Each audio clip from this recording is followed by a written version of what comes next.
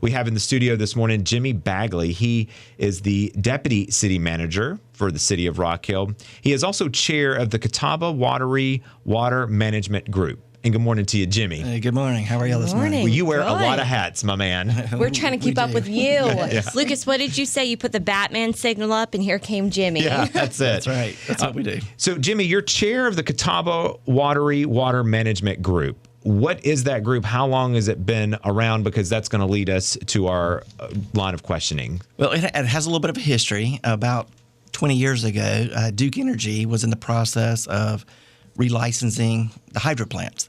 And part of that going through the FERC, one of the things that came out of that, they basically said, we think we may start charging the water users for using the reservoirs, because a lot of us have intakes into the Catawba River directly, but some of us use the reservoirs, whether it's Lake Norman, Lake James, Lake Wiley.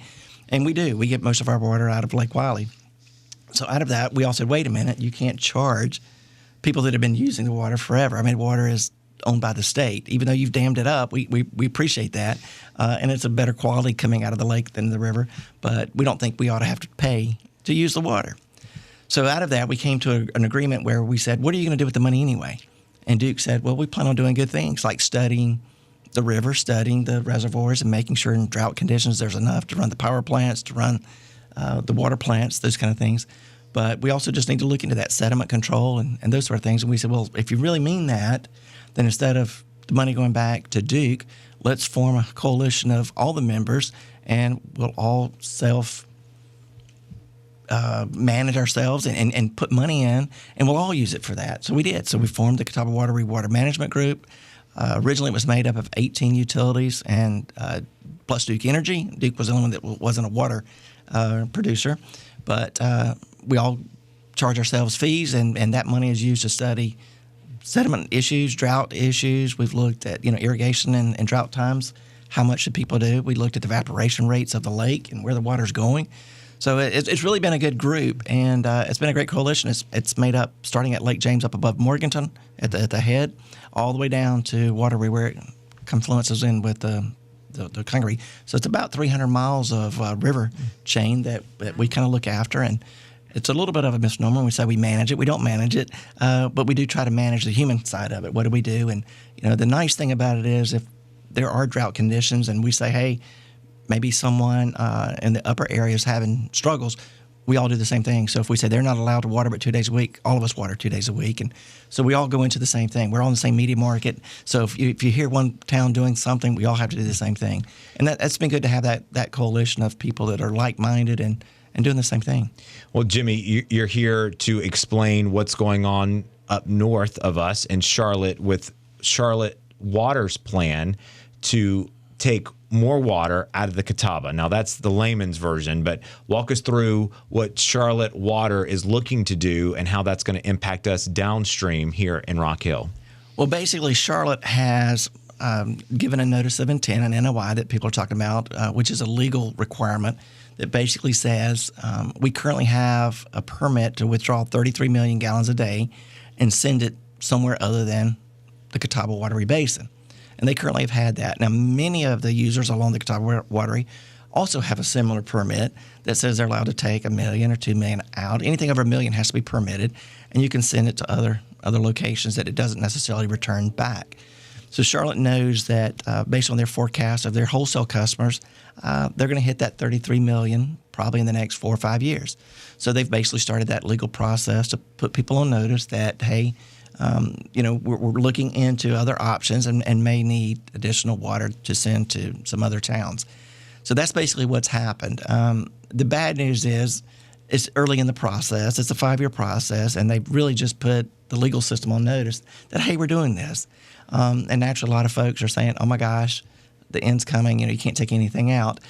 I don't think it's a good thing to take anything out and send it somewhere else, but I do think we need to look at it, whether that creates hardships or just, if the folks there just can't afford it any other way, then what do? Do you tell them, no, hey, you're just done, there's no more water for you? So there's questions there that say, is the water in North Carolina for all the North Carolinians? Is the water in South Carolina for all the South Carolinians? Or do we ration it out based on what basin you happen to live in and say, okay, you get no more, you've got to move to a different basin? So these are all kind of questions that have come out. And about 20 years ago, when Concord Kannapolis asked for an interbasin transfer, South Carolina sued North Carolina. Now, this was pre the Catawba Water Management Group, which I'd like to think today we can try to work it out a little more amicably, since we've all signed charters that say, hey, we'll work with each other. But back then, everybody panicked, and South Carolina sued North Carolina, ended up in a lawsuit, went to the Supreme Court. We reached a settlement, and it basically defined the terms of that. One of the terms of that, during that time, the Catawba Water Management Group did form, and we were a part of that settlement. We did help settle that, and they said that we would do a master plan, not less than every 10 years, that would update it and talk about everybody's water needs and uses. And we project that out for 50 years. And it also looks at all the interbasin transfers, who has them, and what do we calculate should happen.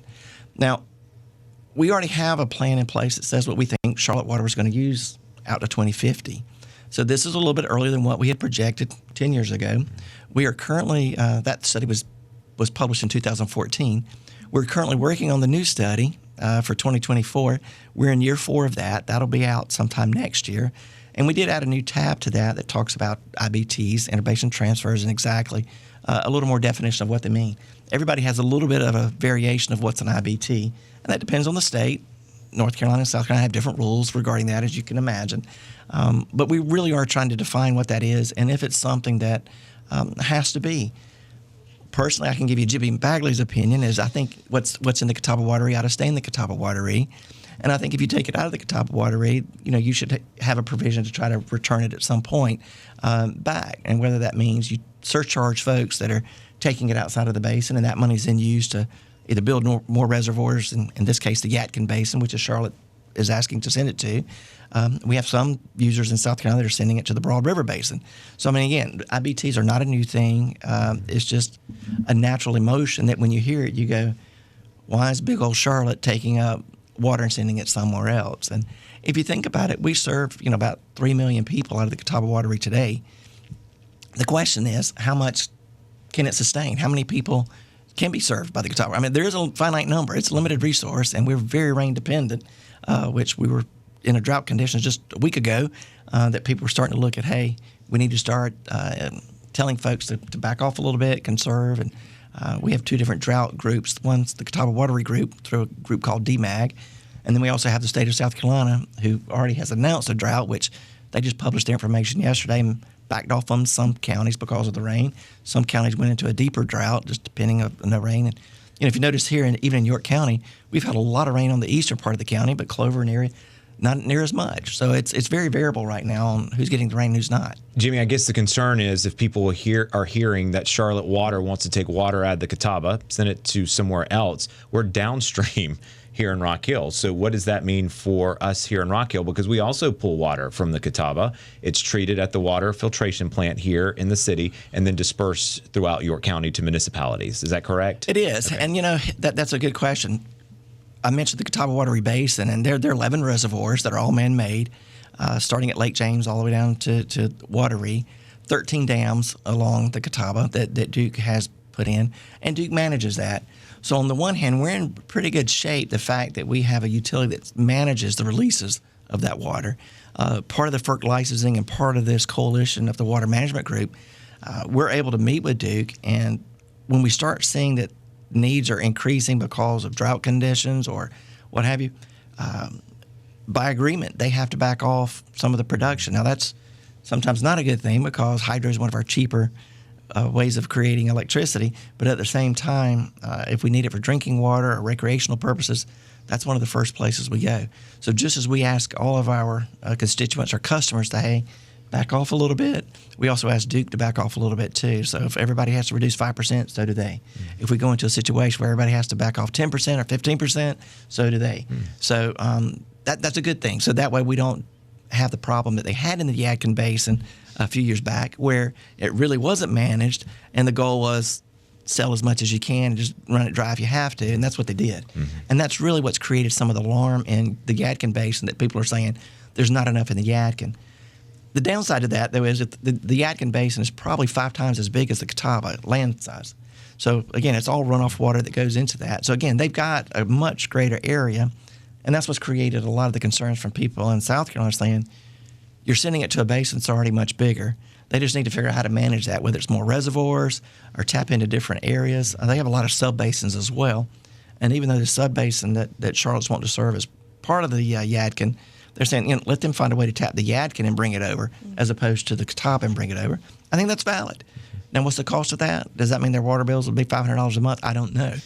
And those are the kind of things that we're asking Charlotte to look into. So before they just assume it's a natural giveaway, they need to be looking into what are the costs, what are the other options. If you do take it out, how do you get it back? But at the end of the day, it's a finite resource. And if we say we can only serve 5 million people with it, then that's it. Whether they send it somewhere else or whether they keep it internal, it doesn't matter. We know that we can only serve that many people. And that's part of what the study is. The study that we're currently doing, that's about a year away, is looking at how many people can be served, how do we continue to get the recreational needs out of it, how do we make sure the industrial plants can use it, and we also have drinking water at the end of the day. And that's the bottom line. Well, there is an opportunity to learn more about this and ask your own questions. There's going to be a meeting that's going to take place Monday, July the 29th from 6 to 8 at Dutchman Creek Middle School here in Rock Hill. You can also attend that meeting virtually via Teams if you want. You need to check out the charlottenc.gov website and click on the Development and Business tab, and that will bring you right to all the information that you need. This is something, Jimmy, we'll continue to keep our eyes on, and thanks so much for the update, and let us know or update us, please, about this process. Absolutely. We'll definitely